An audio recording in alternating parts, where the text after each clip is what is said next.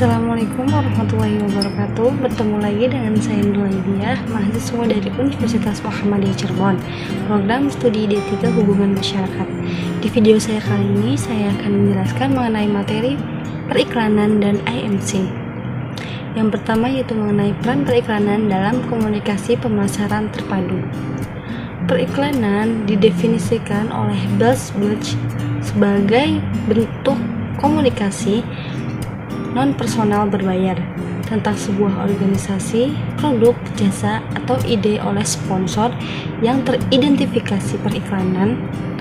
Periklanan adalah sebuah promosi yang paling terkenal dan banyak dibahas karena kegunaannya yang besar, terutama untuk produsen barang dan jasa yang targetnya adalah masyarakat luas, misalnya seperti sabun, sampo, makanan, dan lain-lain.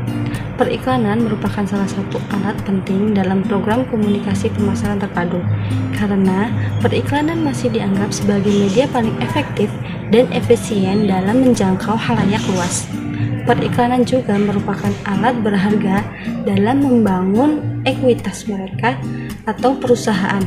Mereka memberi informasi tentang produk kepada konsumen, sekaligus dapat mempengaruhi resepsi. Kemudian, periklanan dapat digunakan perusahaan dalam bersaing bisnis dan pemasaran untuk meraih target konsumen yang potensial dan loyal.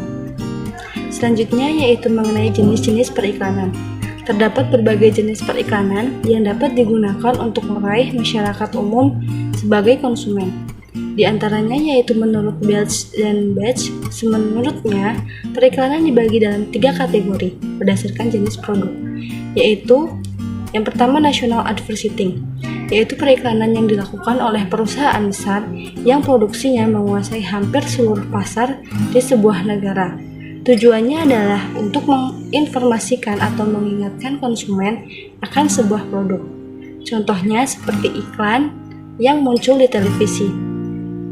Yang kedua yaitu local advertising, yaitu periklanan dilakukan oleh perusahaan retail atau pedagang lokal agar konsumen tahu keberadaan produk mereka yang disebarkan di wilayah tertentu. Tujuannya adalah untuk mendorong konsumen untuk datang ke toko tertentu atau menggunakan jasa yang ditawarkan, misalnya iklan surat kabar lokal. Yang ketiga yaitu selective domain advertising. Periklanan ini dibuat untuk merangsang munculnya permintaan yang spesifik terhadap sebuah barang produksi sebuah perusahaan. Biasanya dilakukan untuk sebuah produk baru agar dapat diterima di pasaran. Selanjutnya yaitu jenis-jenis biro iklan dan jasa. Biro iklan berdasarkan cakupan geografis usaha. Yang pertama yaitu local agency atau biro iklan lokal. Biro iklan yang berdiri di suatu negara dan didirikan oleh tenaga kerja asal negara tersebut.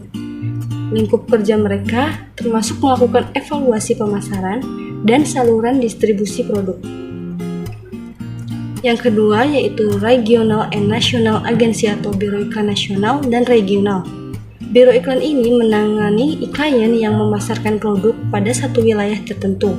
Misalnya di wilayah Asia Tenggara, biro iklan ini biasanya menjalin kerjasama dengan beberapa biro iklan lokal di negara lain.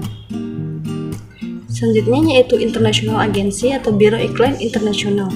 Biro iklan ini memiliki kantor cabang dan afiliasi di berbagai kota di seluruh dunia. Afiliasi ini bertujuan membantu klien mereka memasarkan produknya secara internasional. Biasanya, klien yang ditangani sama. Berdasarkan jenis layanan yang diberikan yaitu yang pertama full service advertising agency. Perusahaan ini memberikan jasanya mulai dari merencanakan, menciptakan, dan memproduksi iklan serta melakukan riset dan memilih media, misalnya materi advertising. Yang kedua adalah specialist service agency. Awal tahun 1990 di perusahaan periklanan kecil yang mengkhususkan diri pada layanan tertentu seperti Creative Boutiques, mengkhususkan diri pada perencanaan, desain, dan penulisan kreatif iklan. Mereka memberikan layanan riset, perencanaan, atau strategi pemasaran. Yang kedua yaitu media buying service. Perusahaan ini menyediakan jasa perencanaan dan membeli media, termasuk membeli analisis detail tentang pembelian media, misalnya mid-share.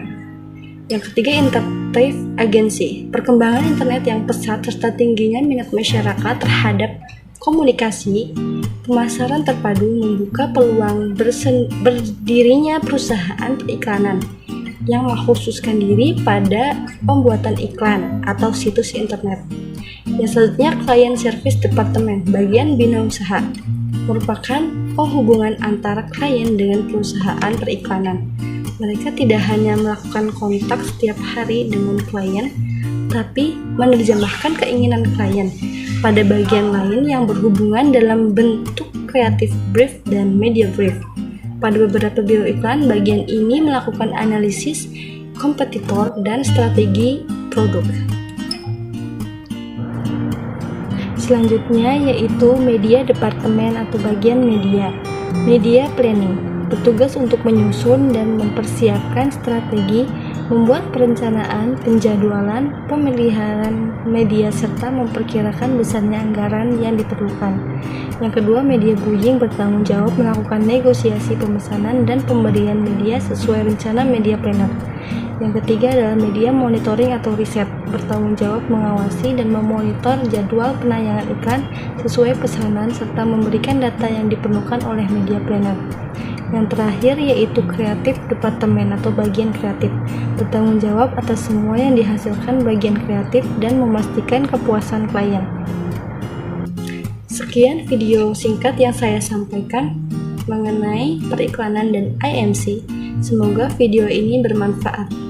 Sampai jumpa lagi di video saya berikutnya. Wassalamualaikum warahmatullahi wabarakatuh.